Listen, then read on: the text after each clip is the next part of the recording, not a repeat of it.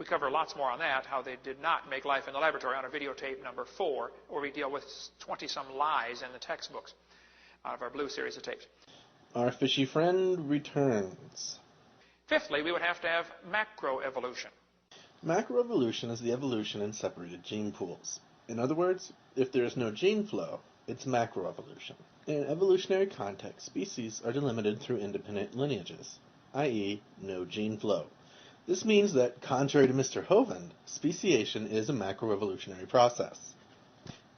In a much more contemporary sense, macroevolution is a term describing the observation of phenotypic change.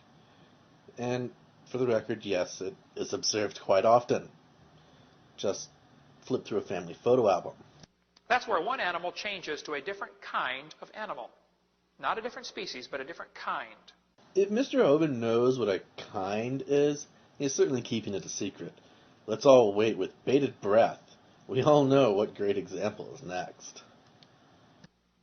No one's ever seen a dog produce a non-dog. It requires a profound misunderstanding of basic biology to make the leap that Mr. Hovind has made in attacking evolution in this way. Contrary to Mr. Hovind's claim, closely related species often look very similar to the untrained observer, or in this case, even the trained observer. The gray-cheeked thrush and bicknail thrush were only recently discovered to be separate species.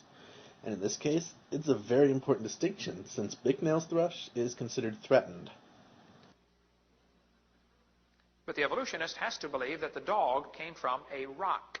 In reality, biologists and even many scientifically illiterate members of the general public know that domesticated dogs are the result of selective breeding of wolves.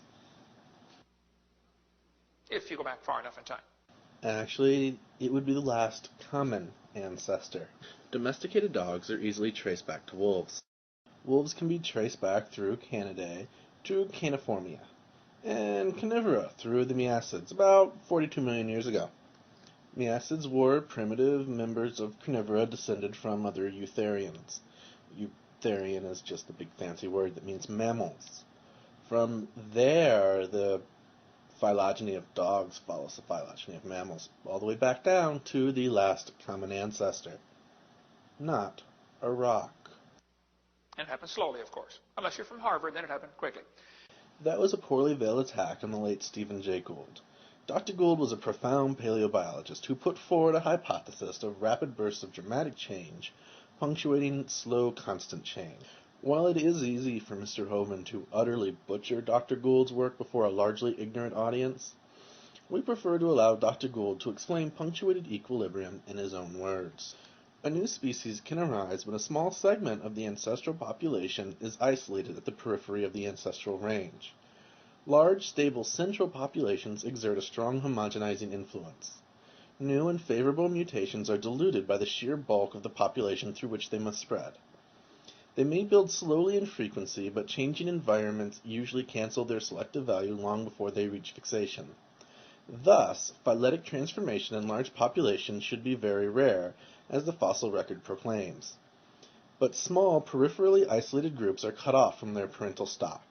They live as tiny populations in geographic corners of the ancestral range. Selective pressures are usually intense because peripheries mark the edge of ecological tolerance for ancestral forms.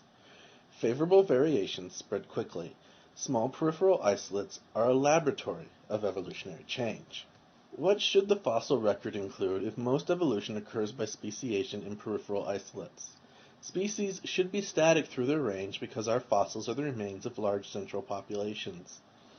In any local area inhabited by ancestors, a descendant species should appear suddenly by migration from the peripheral region in which it evolved. In the peripheral region itself, we might find direct evidence of speciation, but such good fortune would be rare indeed because the events occur so rapidly in such small populations.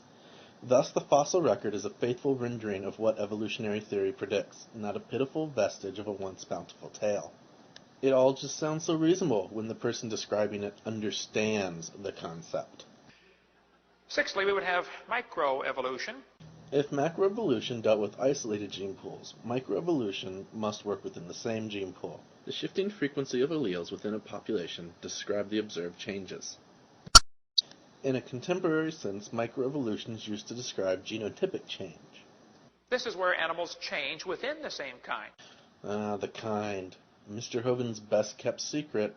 But wait! Common descent with modification is a prediction of evolution. Oh, now this one happens a lot. Creationism. Sometimes it's only a few decades behind reality. Following the advent of modern genetics, the terms macro and microevolution fell out of use in the scientific community in the late 1930s and early 1940s.